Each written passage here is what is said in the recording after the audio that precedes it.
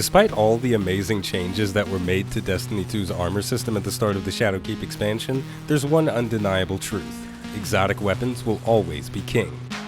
That's no doubt why the exotic that started this new year of Destiny was groundbreaking. It's not particularly exciting, but it performs in its intended role better than any other gun.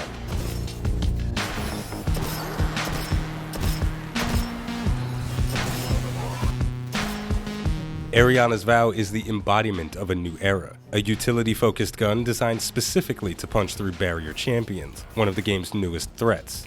Its exotic trait, Looks Can Kill, grants it shield-piercing ammunition that allows it to damage and eventually pop a barrier champion's shield. But it can also be used to punch through conventional defenses like Cabal Phalanx shields, giving it cool functionality during moment-to-moment gameplay. Its second exotic trait, Death at First Glance, causes your opening shot to deal bonus damage. That effect on its own is nice, but that damage bonus is preserved if your shot deals precision damage or strikes an elemental or champion shield. After using Eriana ad nauseum for 2 seasons, it's very clear that the committee that designed it vowed to create something that provides the perfect solution to challenges that Guardians face in combat, and they 100% succeeded. They even managed to make a bare-bones workhorse weapon feel somewhat special. Eriana's is a special ammo hand cannon, so it hits a hell of a lot harder than a normal hand cannon and can be used over much greater distances without losing too much punch thanks to its long zoom scope. This weapon is definitively one of the best exotics you can use in Destiny 2's current sandbox, but there's a little bit missing from it. While Eriana's Vow is practical, efficient, and effective, I wouldn't call it a work of art. If we wind the clock back to September of 2017, Destiny 2's original trinity of exotic weapons, the Graviton Lance, Sunshot, and Risk Runner, were the epitome of weapon design, and 3 years later, they still are. There are weapons that provide equal or greater effectiveness, but none can match these 3 icons experientially.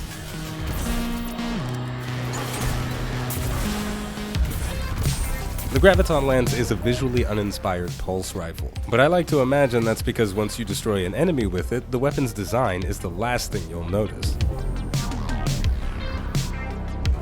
Its exotic trait, Black Hole, causes the weapon to fire in a 2-shot burst, with the first shot being incredibly weak, but the second deals massive damage and has no damage fall off. But that's not where the fun comes from. Its second trait, Cosmology, causes kills with the weapon to detonate enemies and spawn void projectiles that track enemies. Exploding one enemy can cause another explosion, which makes an intoxicating chain reaction that I never get tired of watching. The Sunshot is honestly just a hand cannon version of the Graviton Lance, which is a bit disappointing. Its exotic trait, Sunblast, causes enemies to explode when they die, and those explosions can trigger more explosions. But I'm not mad because the Sunshot still manages to feel different from its long-range cousin. It has a shorter zoom and better handling, so it's better suited for close-quarters combat, and its explosions are less graceful. Explosions caused by the Sunshot are quick and they go. Meanwhile, the Graviton Lance uses the power of space magic to hurl its victims towards its comrades as a ball of void energy to ensure maximum devastation. But still, at the end of the day, these 2 weapons are 2 sides of the same coin. However, with all of that said, I still enjoy the Sunshot and Graviton Lance for subtle but different reasons, which means something was done right. Then we have the Risk Runner. I don't think Destiny will ever have a weapon as absurd as this. It's the only gun in the game you can power up by throwing a grenade at yourself, and in my book that means it's fucking awesome.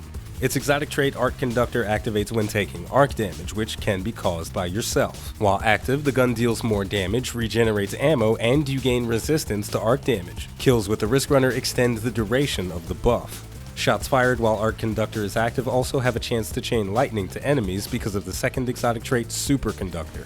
This gun is packed full of multiple quirks that could each be justifiably built into their own unique exotic, yet somehow they don't feel broken when combined. They feel complete. The Risk Runner and all the power it provides feels a little bit wrong, but I don't want that to change. In fact, the jolts of energy that get sent through my fingertips when I destroy enemies with a maelstrom of electrical goodness is a feeling that every exotic should have. The Sunshot has that feeling, but instead, it's fiery hot. For the Graviton, the feeling is smooth and ethereal. For Eriana's Vow, that feeling's not there, but I still love it. Eriana is the top dog, and she gets me through hard content without breaking a sweat. But where fun is concerned, the original trinity, The Graviton Lance, the Sunshot, and the Risk Runner are the only weapons I turn to.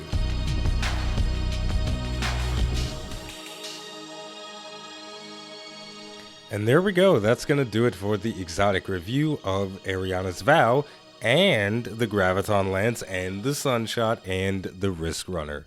I've been wanting to do an exotic review of some of the older exotic weapons in the game because they don't get a lot of footing in my loadouts when I enter encounters like the Sundial, 980 Nightfalls, Nightmare Hunts, anything that has a champion in it. I'm very reluctant to bring a weapon that doesn't have anti-champion capabilities. However, that does not mean that these weapons aren't fun and exciting to use, and my hope is that sometime in the near future, weapons like the Risk Runner, Graviton Lance, and Sunshot receive anti-champion capabilities because they're awesome guns and it sucks feeling like they're not effective or worth using.